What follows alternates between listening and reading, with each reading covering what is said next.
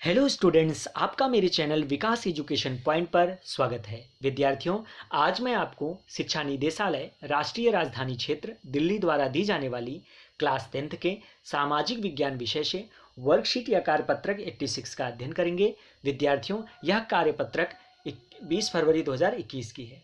आइए अध्ययन करते हैं। आज का हमारा टॉपिक है बच्चों जो है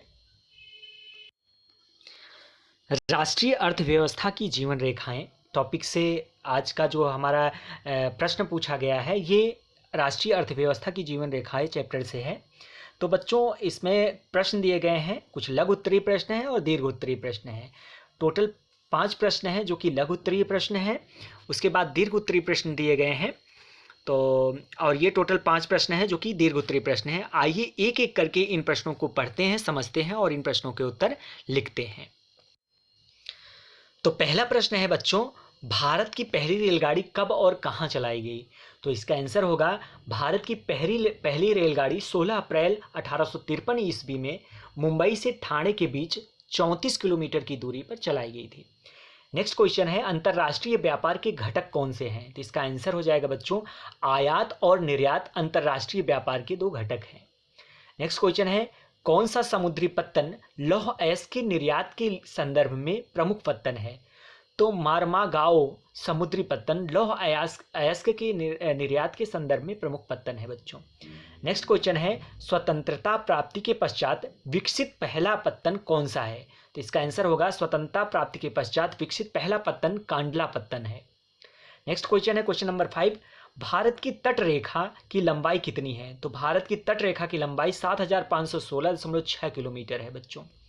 तो ये था बच्चों लघु उत्तरीय प्रश्न। आइए अब कुछ दीर्घ उत्तरीय प्रश्न दिए गए हैं, इन दीर्घ उत्तरीय प्रश्नों को पढ़ते हैं और उनके उत्तर करते हैं। तो पहला प्रश्न है बच्चों, जनसंचार के साधनों से होने वाले किन्हीं 3 लाभों को लिखिए। तो जनसंचार के साधनों से होने वाले 3 लाभ, पहला राष्ट्रीय कार्यक्रमों और नीतियों के बारे में जागरूक करता है, स्वस्थ मनोरंजन करता है, वह ज्ञानवर्धक है। दूरदर्शन राष्ट्रीय समाचार और संदेश का माध्यम है।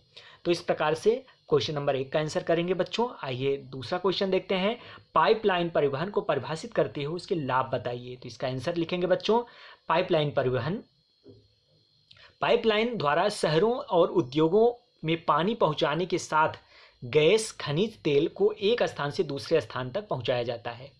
पाइपलाइन परिवहन से निम्नलिखित लाभ हैं। पहला, समय की बचत होती है, बीज की चोरी तथा बर्बादी को रोका जा सकता है। नेक्स्ट, पाइपलाइन द्वारा परिवहन शीघ्र, सुरक्षित और आसान हो जाता है। रेल के ऊपर बढ़ते दबाव को कम किया जा सकता है। पाइपलाइन बिछाने की लागत अधिक है परंतु इसको चलाने की लागत कम है बच्चों।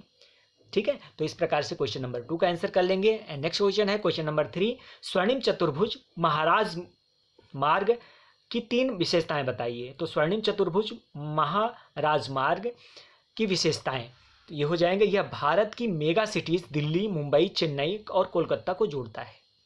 यह मेगा सिटीज के बीच की दूरी व समय को कम करता है। यह हमारे देश की प्रमुख सड़क विकास योजना है। यह 6 लेन वाला महामार्ग है बच्चों।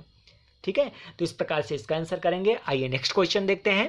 क्वेश्चन नंबर 4, एक देश के अंतर्राष्ट्रीय व्यापार की प्रगति उसके आर्थिक वैभव का सूचक है, कथन की व्याख्या कीजिए। तो इसका आंसर लिखेंगे बच्चों, एक देश के अंतर्राष्ट्रीय व्यापार की प्रगति उसके आर्थिक वैभव का सूचक है क्योंकि यह व्यापार 2 देशों के बीच होता है जिससे बाजार का विस्तार होता है, बड़े पैमाने पर होता है जिससे संसाधनों का सदुपयोग होता है, विदेशी मुद्रा का आदान प्रदान हो जाता है या होता है और राष्ट्रीय आय में बढ़ोतरी होती है। तो इस प्रकार से इसका आंसर करेंगे बच्चों। आइए नेक्स्ट क्वेश्चन है और लास्ट क्वेश्चन है बच्चों क्वेश्चन नंबर 5, परिवहन तथा संचार के साधन एक दूसरे के वैभव के पूरक हैं, व्याख्या कीजिए।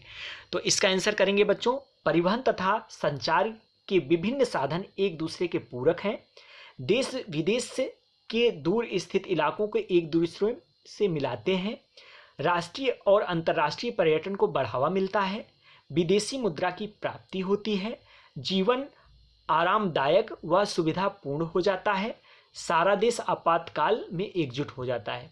तो इस प्रकार से इसका आंसर कर लेंगे बच्चों क्वेश्चन नंबर 5 का। तो ये था आज का हमारा कार्यपत्रक बच्चों। कोविड-19 जैसे महामारी के विरुद्ध युद्ध में सुरक्षित रहने के लिए हमें मास्क पहनने की आवश्यकता है। धन्यवाद।